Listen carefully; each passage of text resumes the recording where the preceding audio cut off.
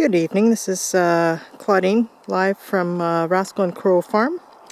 This is September 11th. We are harvesting our tomatoes. They're at the green stage where you can harvest, and they will ripen quite quickly actually.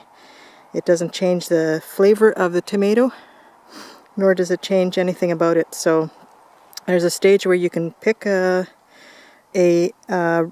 tomato, and this is the stage, is at the very late stage of green before it starts to ripen. So showing you here another bed. This is rare heirloom tomatoes that we grow here on our farm. We've got 40 varieties this year, and these are a bunch of new ones that we have mixed with some old ones, but most of these ones here are new. This is another outside bed that we have. There's 12 plants in here. And I just want to show you, this is 7 feet tall, this bed. The greenery has gone up to 7 feet tall, so I just wanted to show you the different varieties on this bed just quickly before I harvest. So this one here, this is a Shutulka. It's a Russian tomato, beautiful, yellow, and has a little apricot in it, as well as greens when it finally ripens. This beautiful big ones. That's another big one here. That's a good 6-incher, that one. Nice and big, just beautiful. Lots of huge ones this year I have. And so it goes all the way up, as you can see. We got some more up top here. And so the next one, sorry I sound breathy just because I have a little asthma and it is a little damp right now, as well as I'm bending down. So I'm just going to show you here. This is the San Marzano Ridorta. It's a plum tomato, nice big plums. These are the ones that the Italians love to use for their sauces. Look at that. That's a 5-incher, that one, 5 inches long. Lots of them, lots of beautiful ones, big clusters here. As you can see all the way up. We've got more behind there. And it just pretty well goes up the whole plant here. So this year we got an excellent crop of tomatoes. They grew really well. I changed my amendments this year, added different ones, and it really made a difference. So I'd expect to have a lot more poundage this year than I had last year. This one here, this is a Little Lucky. It's a golden pink color, pink with golden on it. It's a golden color. It's a light pink tomato actually. From what I've read about the description, it's a brand new one, this one. The San Marzano and the Shutulka are old ones that I've grown. Second year for San Marzano. This one is the Little Lucky, and it's not so little. That's funny. And so that's a good slicer. That's a good 2.5-inch slicer, maybe 3 inches wide. So that's a nice one. Beautiful. Again, all the way up. Lots of tomatoes here on this plant. And as you can, so it stops about pretty up here. There's more here. So about 1.5 feet from the top, that's when it stops on that one. This one here, this is the German striped stuffer. Now, stuffers tend to be hollow tomatoes. And so this is a German one. One branch fell over here, so there's more here. And there you go, that's what they look like. They're usually a ruffled tomato, the ones that are stuffers. They tend to be ruffled like that, sort of ribbed as it were. And this one here, this is Homer Fikes. This is a new one too, as well as the German stuffer that I'm growing this year is new. Homer Fikes is a yellow ox heart. Most of these are yellow or orange, except for the San Marzano. But here we go. This one's a yellow ox heart. That's quite beautiful. This is huge. This one's a good 4 inches wide, but very big, very heavy. And as you can see, that again goes up the plant. Lots more there.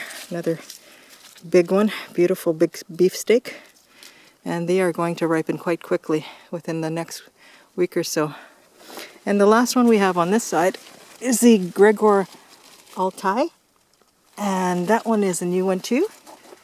It's a beautiful one too. This one I believe is orange.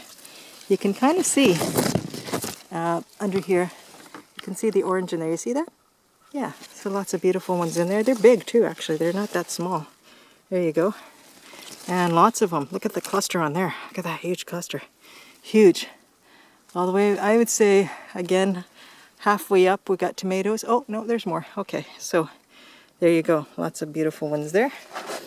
And if you just bear with me, we're going to go back this way.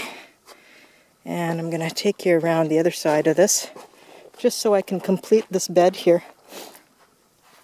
This over here is this one here is the Black Galaxy. Black Galaxy?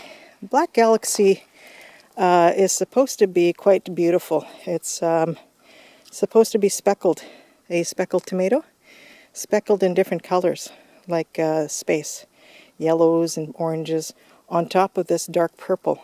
So, or is a black tomato rather. So we will see once it completely ripens exactly what colors it gives us. But it again goes all the way up. As you can see more there. And we'll just come around this way again. Sorry. Here we go. Just gotta come around through our little back way here. And carrying on.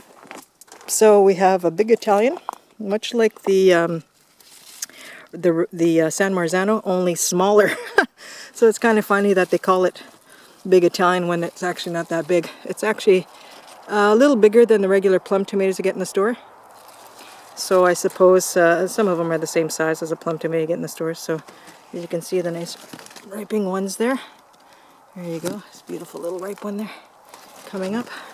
And so this carries on all the way to the top. As you can see, look at that. It just tons of them on this plant. Very nice. So I'm happy with that's a new variety this year too.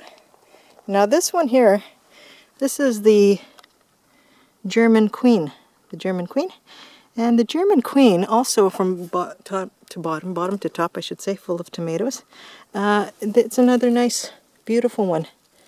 Yeah, I'm looking forward to it. The Germans are quite good tomatoes quite often.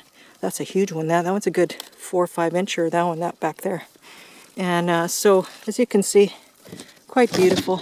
I forget the color of this one. I think it's orange, but I'm not sure. I'll let you know as soon as they ripen, as soon as I get a good one there. And you can see it goes all the way up too as well. Okay, the next one here, we got Dr. Lyle. Dr. Lyle, there we go.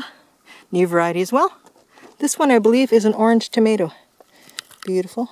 Starting to turn already, quite a few. Here's another one there. And so there's a nice big clusters here of this tomato.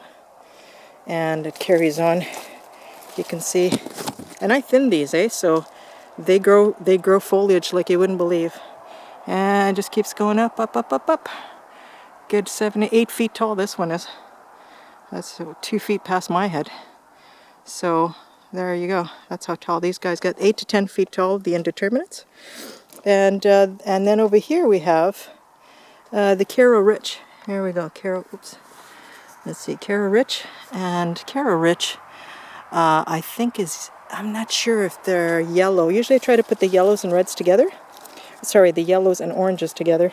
Just because the yellows tend to be promiscuous tomatoes. There's lots of clusters in here, look at that. It's not a big tomato, the Caro Rich, from what I know of the description. So it is meant to look like this. Lots of smaller ones, lots of clusters there, look at that. Tons in there. Again, nice and tall, 8 feet tall, this one too. And the last one here on this bed we have is called the Green Vernissage. It is a French tomato, this one. And it grows in these beautiful clusters like this. So it's much looks like the green zebra, only lighter. And the stripe is lighter.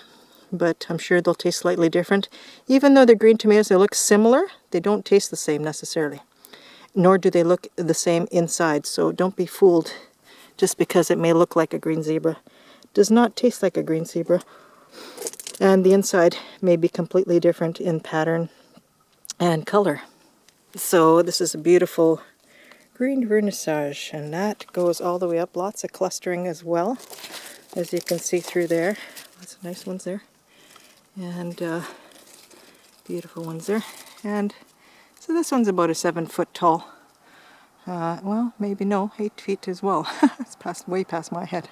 way past. So there you go. And so that's all she wrote for this bed, in letting you see some of what we're growing this year. And I hope that you enjoyed our little segment here of our second bed of heirloom tomatoes. And like I said, this is harvest time, and it's going to rain heavily this next week, so I have to harvest today because it's dry. And you don't want your tomatoes splitting, so you got to always watch the weather when it comes near harvesting time. And like I said, the flavor does not change when you harvest at this green stage, which is the late stage, the last stage of greenery on the tomatoes. And they ripen perfectly with their own gassing off. And so I place them in boxes, produce boxes actually, that I get from Costco. And there's lots of air holes in them, so they do beautifully there. And I don't put them in the light, I have them in the dark. So that's what we do. We don't put them on the windowsill or anything. They will ripen in the dark, and they do well. And you want to, preserve their flavor and whatnot. So that's all she wrote for today. And I will show you my last bed, the last varieties that I have in there as well. Bye for now.